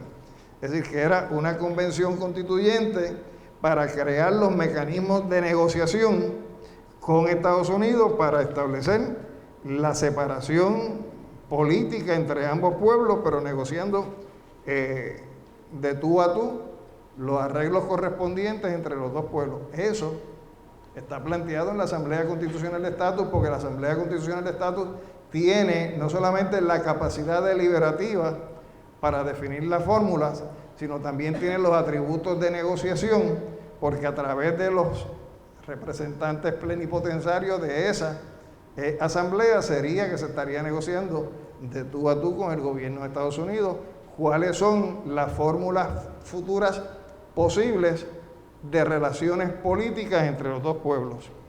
En la formulación del planteamiento de Albizu planteaba que Puerto Rico es una unidad nacional íntegra.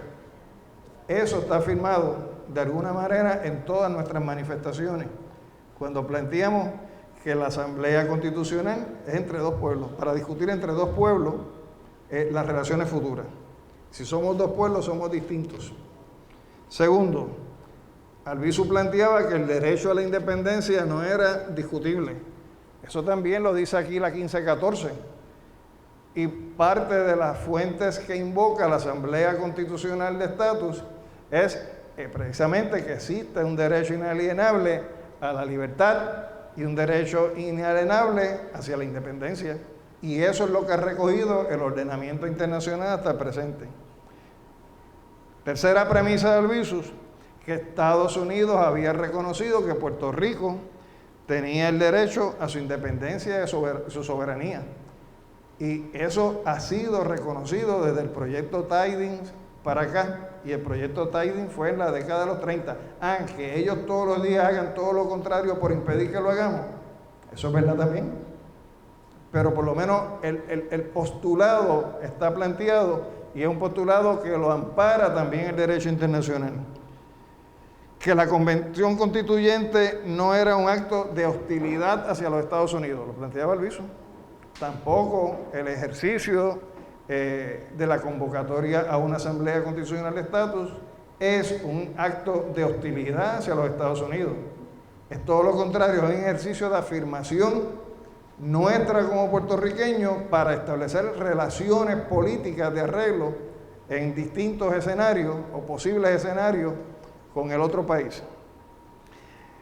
Que quien único puede representar los intereses de Puerto Rico en Washington son los delegados que nombra la Convención Constituyente. Eso está planteado también en la propuesta de Asamblea Constitucional de Estatus. ¿Por qué? Porque quienes van a representar el interés del país, no de los partidos, del país, son aquellos delegados que escoja la Convención Constitucional o la Asamblea Constitucional para ir a negociar la forma de arreglo político futuro. Y finalmente, lo decía Albizu ya, los partidos políticos están retardando en este momento la organización de la República a través de la Asamblea Constituyente. O sea, los partidos políticos siguen retardando la posibilidad de que nosotros, de una vez por todas, a través de un método de asamblea, fuera de los partidos, pero con la participación de los partidos, porque tendrán derecho a postular candidatos, y todo eso lo vamos a estar discutiendo la próxima semana, pueda el país como pueblo, no como tribu, con una voz, hacer una afirmación del derecho nuestro a establecer una relación política que no esté basada en relaciones coloniales y territoriales, como son las que han prevalecido desde el año 1898 para acá. Así que si hay preguntas sobre esto, las cubrimos hoy. Lo que tiene que ver con el contenido de la propuesta sería la semana próxima.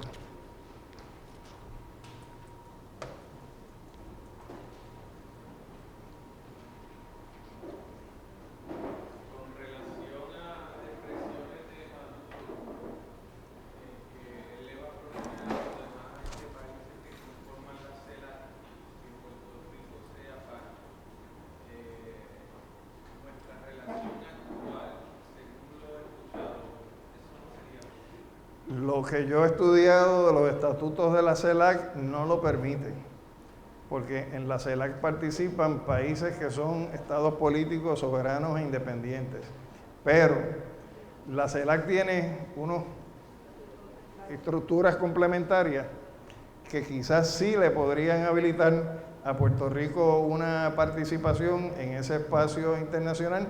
Lo único que no sería con voz y voto, como tienen los estados políticos que son soberanos e independientes. Y la participación nuestra desde la CELAC nos daría una exposición mayor que la que podamos tener hacia América Latina y hacia el mundo.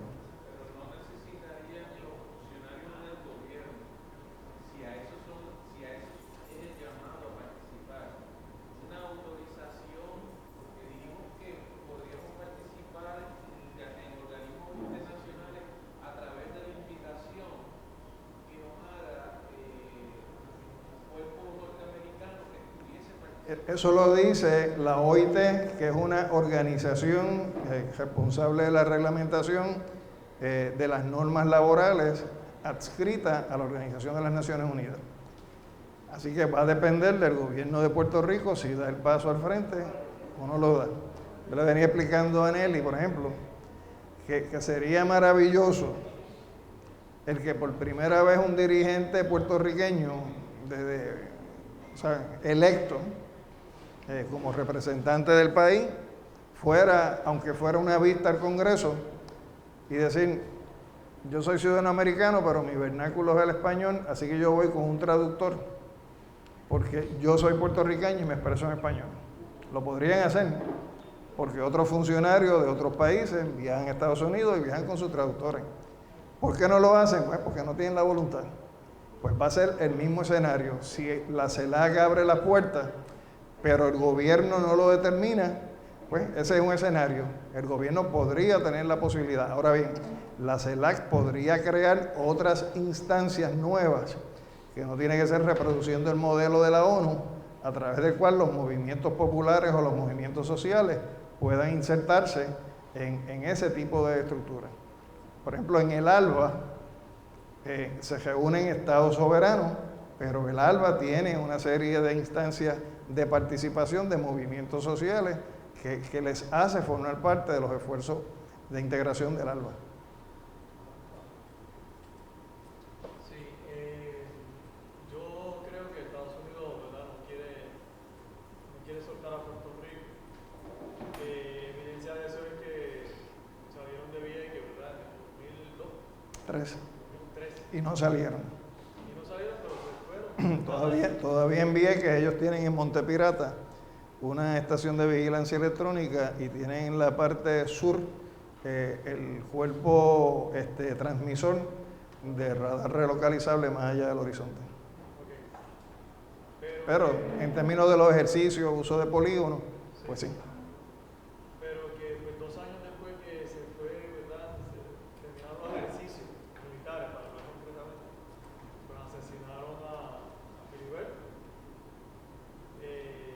Una ejecución extrajudicial terrible, un independentista reconocido, que estaba en clandestinaje, inició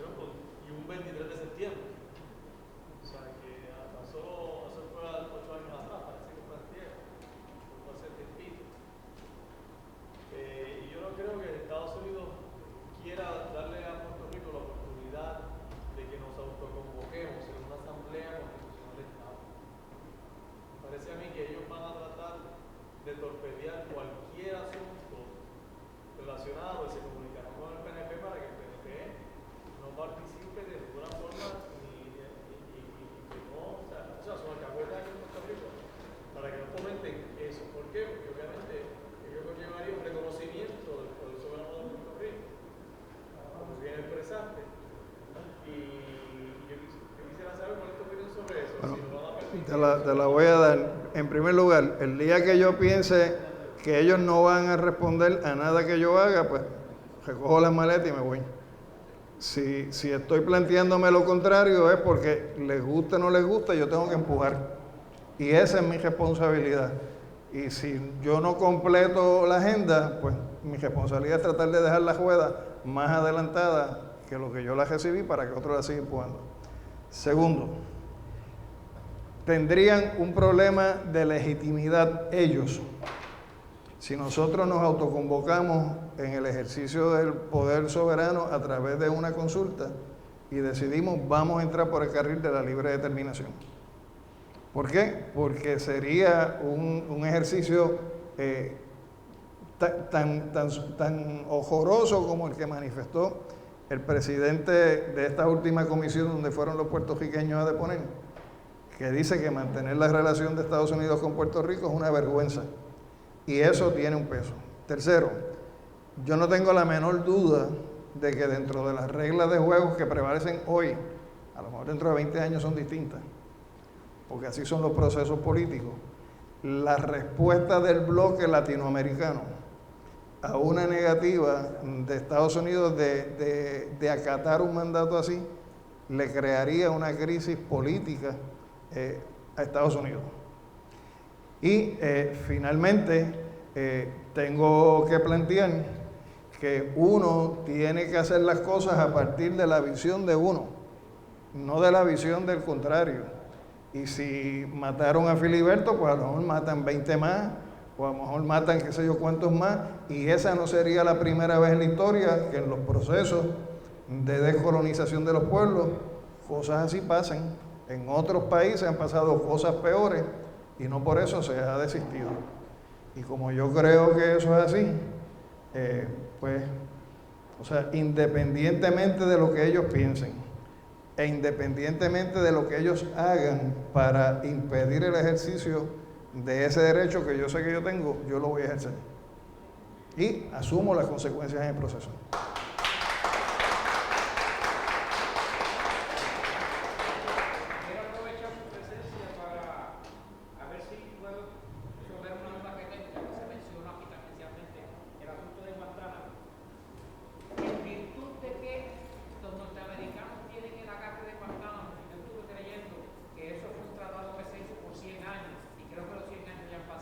Bueno, eso la contestación es sí y no.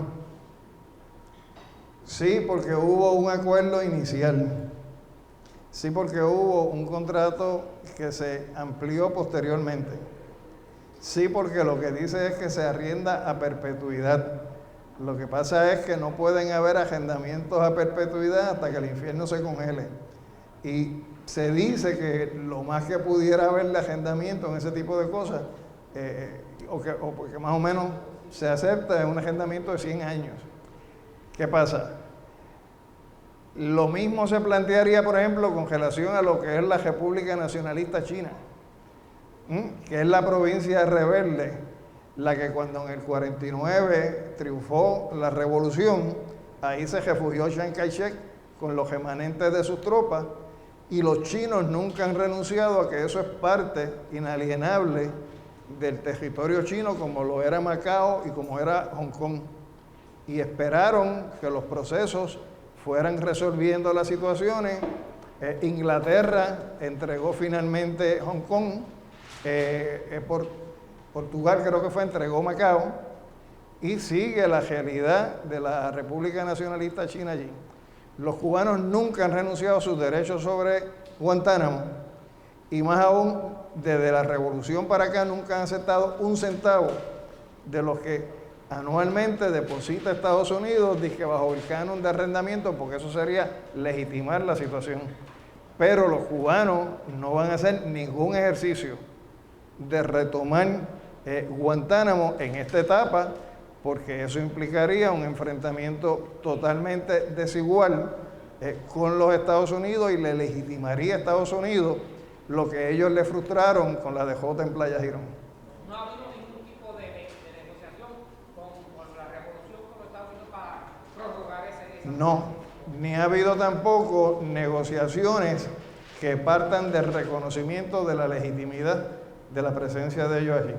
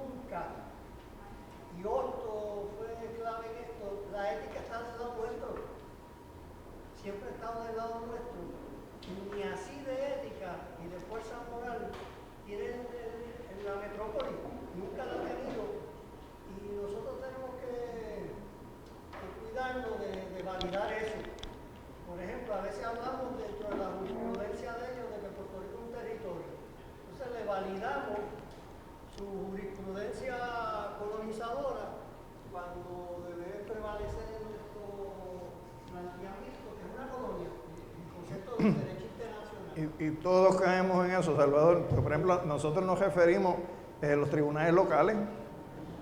Locales es de Vega Baja. El sistema de tribunal de Puerto Rico es el nacional. Y concebimos nuestra escala existencial con referencia a la de un Estado, de Estados Unidos. Cuando Suiza es 3 veces Puerto Rico, 4 veces Puerto Rico, y su escala existencial se ve no como un estadito como este, que es un montón de veces más grande que Suiza, sino se ve de nación a nación.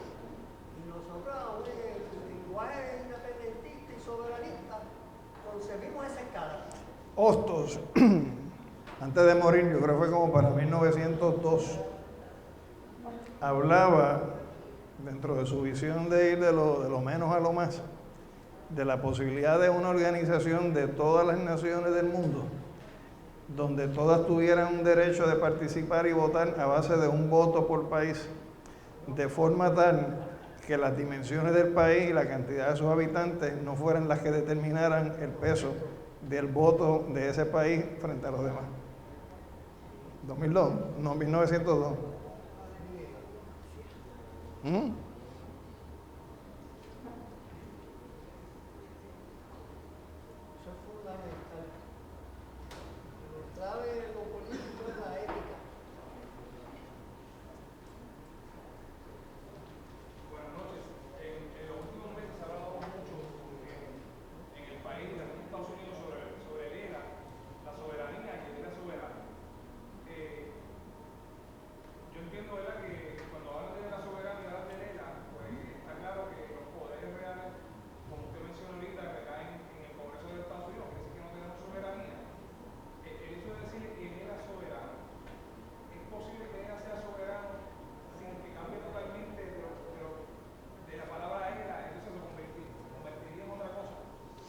Lo que pasa es que Estado Libre Asociado es el nombre que Muñoz le dio, pero lo que se discutió no fue Estado Libre Asociado, fue Commonwealth.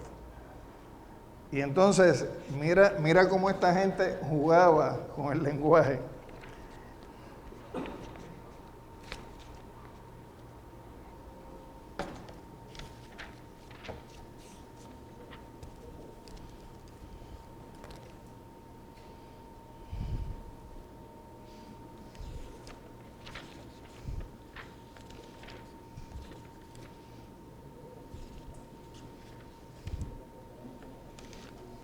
Esta es una de las resoluciones de la Convención Constitucional 51 al 52. Dice, por cuanto la palabra Commonwealth en el idioma inglés y su uso contemporáneo significa comunidad políticamente organizada, es decir, en sentido genérico, un Estado, en el cual el poder público reside inapelablemente en el pueblo, y así es un Estado libre, pero vinculado a un sistema político más amplio, en asociación federativa o en otra forma que la federal, y por lo tanto no vive independiente y separadamente. Eso es lo que Muñoz la convención define de lo que es el Commonwealth que están creando. Ahora, explícame esa jeringonza. Y después dice, por cuanto en tal virtud la más adecuada traducción al español del vocablo inglés Commonwealth, en el caso de Puerto Rico, es la expresión Estado Libre Asociado, pero no sería propio retraducir del español al inglés Estado Libre Asociado por Associated Free State, puesto que en el lenguaje corriente el concepto state significa en Estados Unidos uno de los estados que integran la Unión. Entonces tenemos una definición para como lo pueden entender los americanos y otra que es la que nos venden a nosotros acá, que es lo mismo que hicieron con el juego de palabras entre Constitutional Convention y Convención Constituyente. Son cosas distintas. Pero como se especializaron en ese juego de palabras, pues no tenían una creatividad que era.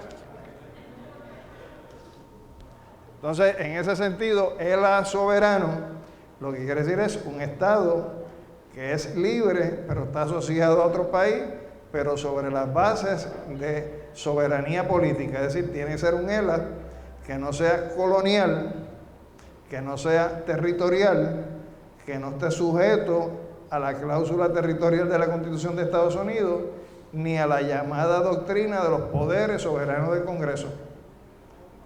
Y eso no hay problema, porque eso sería un ente soberano que negocia una relación de asociación.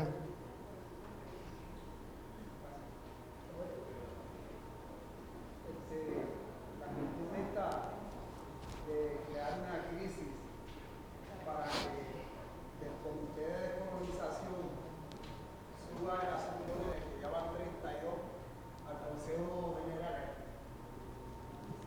que entre las reuniones que hacemos políticas se dice que Puerto Rico tiene que crear una crisis, y la crisis ya tú sabes cómo son. Aquí no se puede tirar los tiros, porque aunque nos estamos matando entre nosotros, ¿sabes? No todas las crisis tienen que ser militares y no todas las crisis tienen que ser a tiros. O sea, tú puedes crear una crisis política sin que sea de esa naturaleza. Por eso, o sea, en Vieques lo que prevaleció no fue la lucha armada. En Vieques lo que prevaleció fue la desobediencia civil. Y creyeron que metiendo preso a una gente, pues iban a tumbar, y la gente lo que siguió fue ofertándose para que lo siguieran metiendo preso, y tuvieron ellos que seguir subiendo y subiendo y subiendo las condenas. Pero eso no paró la cosa, le creó una crisis política, vinculó la comunidad puertorriqueña de Estados Unidos con lo que estaba pasando aquí, vincularon gente solidaria de los grupos de lucha y resistencia que hay en los Estados Unidos, de las iglesias, y le creó un problema de legitimidad a los Estados Unidos, donde el instrumento de represión, que era la Corte Federal, se convirtió en un ejercicio de fortalecimiento de la conciencia nacional nuestra. Es decir, le convirtió lo que en la dialéctica se llama la unidad del contrario. Y si ellos no hubieran desistido de lo que desistieron, o sea, el proceso hubiera seguido desarrollándose. Posiblemente la determinación del cierre del polígono, aunque hay otros factores objetivos, ¿no?, desde el punto de vista de desarrollo de armamento, de técnicas de combate, de uso de medios aéreos, con anfibios, con buques, que ya el polígono le quedaba estrecho.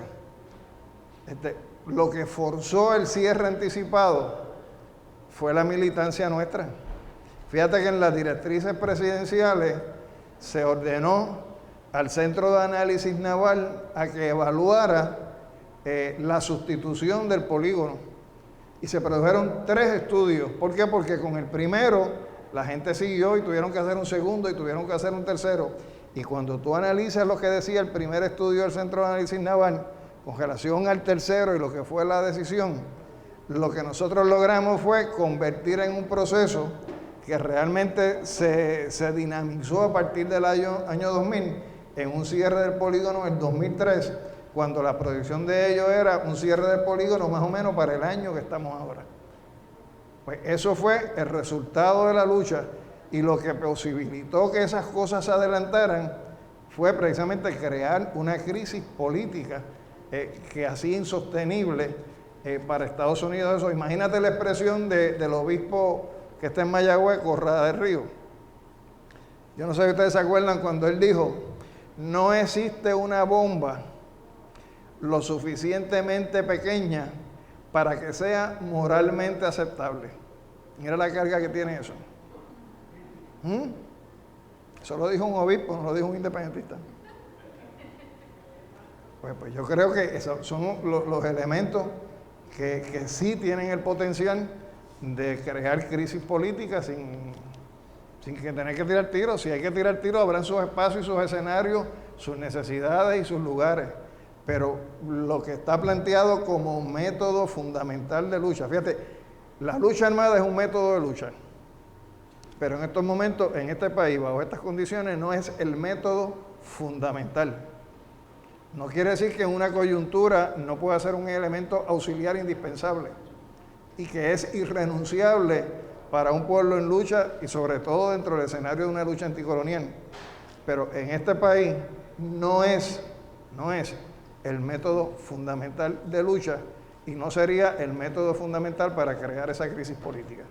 A mí me gusta el planteamiento tuyo de cómo los chinos están recuperando 50 años después, o 60, Portugal, y me monto ahí, pero tú sabes que por naturaleza, yo veo la vida así, nosotros somos el relevo de esta sociedad que quiere vivir como Dios nos mandó a vivir, lo mejor posible.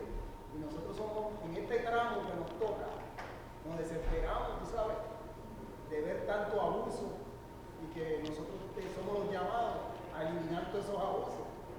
Pero sigo buscando, si no aparece la crisis, porque yo sé que va a aparecer, yo sé que en algún momento, dentro de un mes, 2 meses o un año va a aparecer la crisis. Y nosotros la vamos a aprovechar. César Andreu decía: a nuevas situaciones, nuevas soluciones. Vamos a ver lo que pasa.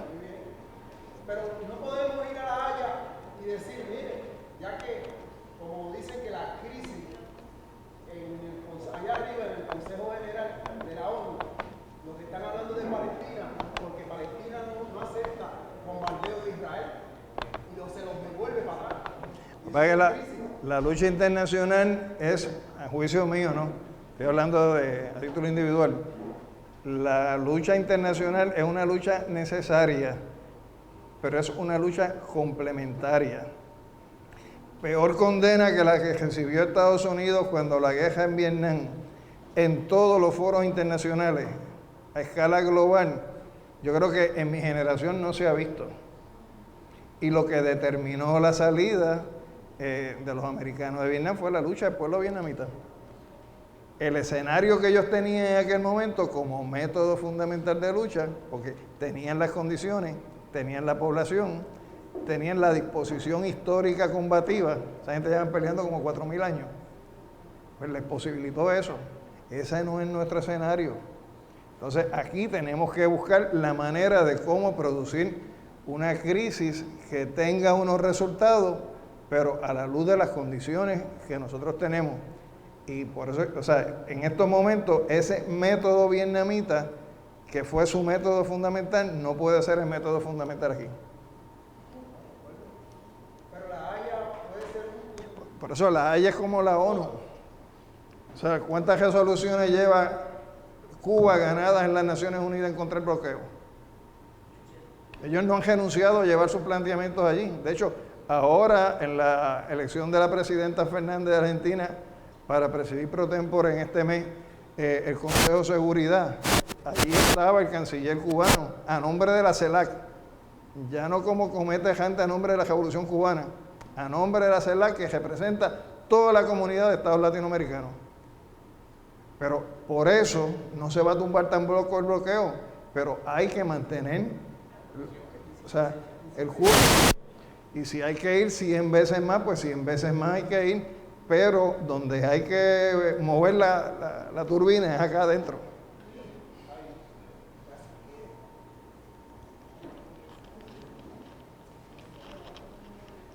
¿Ya?